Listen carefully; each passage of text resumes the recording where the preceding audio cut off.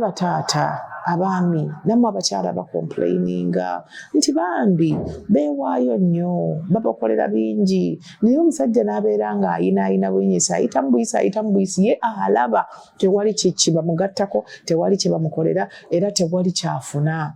Tuyina bamaama bakomplainira bagamba nti omusajja akomawo ewaka ebbanga lyonna alaba kitaliiwo alaba kitakoleddwa alaba kitateredde ayombera bitatuukiridde. Okugeza omwami asobola okuyingira ewaka n'asanga akasapatu akasigadde eweeru kamu n'asooka ayingira n'asasebbula ennyumba yonna olw'okuba esapatu yasigadde ebweru naye nga olujja lwolwennyini lwajjamu sapatu luyonjo kamala ewaka wayonjo buli kimu kiteredde emmere weeri juice waali caayi waali naye n'ayomba nga bamwonoona ebintu abantu bawana bamusimba abantu bano bamwakula mutya bonna n'abazingako n'abakola bw'ati. Njagala ffenna olwaleero nga nange mwendi tuyige ekintu ky'okwebaza. Waliwo abantu abamanyi okwebaza ng'ate ye bwe yeebaza ate naye aleeta kirabo. Someone says thank you with a gift as well.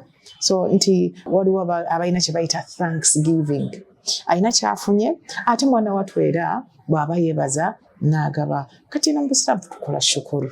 Ofunye akantu olina kyofunye kyonna ofunye emmotoka ofunye mwana ofunye era mulaba nti waliwo era enkola ey'okwebaza olw'okuba Allah alina kyakoze kyatuwadde. So mu bimu ebituyamba okwagalana n'okukwatagana emitima n'okwongera okuba nga munnaanyumirwa okuba nga awangaala naawe kyekintu ky'okuba nga osiima. Tusiima tutya? Kyandibadde kirungi oli bw'aba takuzira ng'akuli kumpi mugambe ekigambo ng'omuddiŋŋana nti naye weebale muddiŋŋane atuuka n'essera atandika okwewuunya obadde ki.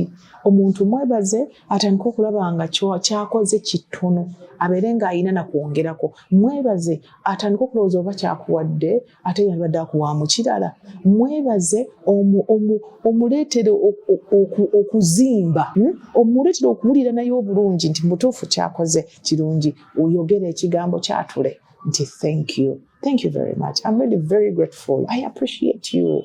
Webalire ddala. Buli omu alina bwe yeebaza. Ab'Oluwarabu mwebaze, Abaluganda mwebaze, Abanyankole mwebaze bannammwe.